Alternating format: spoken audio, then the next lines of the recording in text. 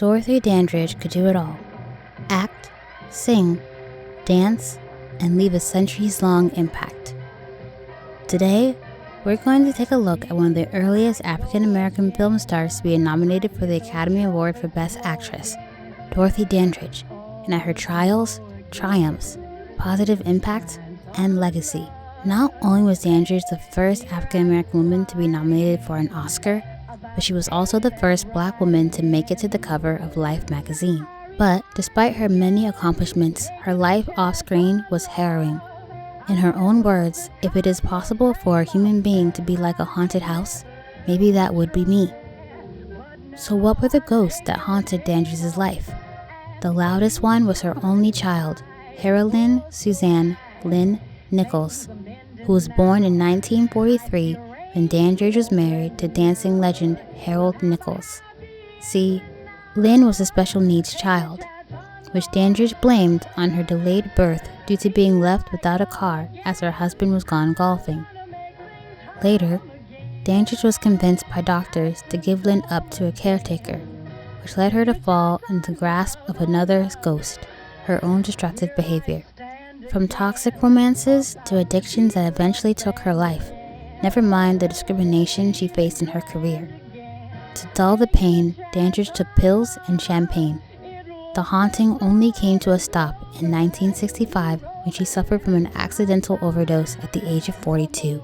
Hollywood wasn't prepared for a force like Dorothy Dandridge, who said whites weren't quite ready for full acceptance even of me, purportedly beautiful, passable, acceptable, talented, called by the critics every superlative in the lexicon employed for a talented and beautiful woman. We can take things back to what Dandridge calls her crying childhood.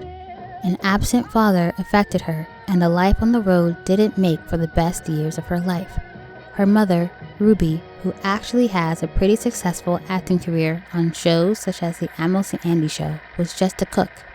Dandridge and her sisters were all talented, and they formed an act called the Wonder Kids, which her mother encouraged her to take to the road.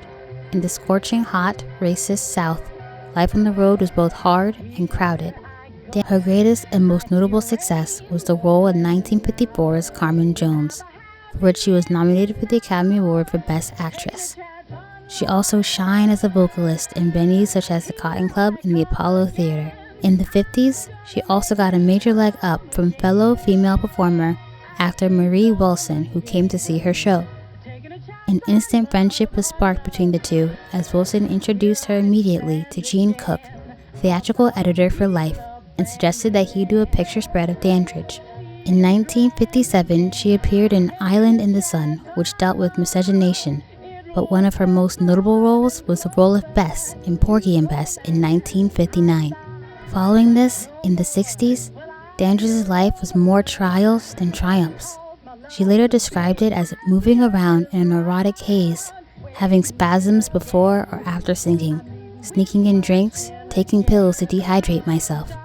Divorce, personal bankruptcy after some bad oil investments, lack of job offers, and depression took a great toll on her haunted soul. So much so that she died at the young age of 42 in her West Hollywood apartment after seeing her prized possessions being taken. It didn't help that all her past relationships let her down. There was a brief steamy affair with actor Peter Lawford, who came to see her show at the New Frontier in Las Vegas in the early 1950s after she and Nicholas separated. Dandridge fell hard and fast for his gallant English style, but would eventually feel conned by him and his charming, knowing that the actor was ambitious and would never marry a Black woman.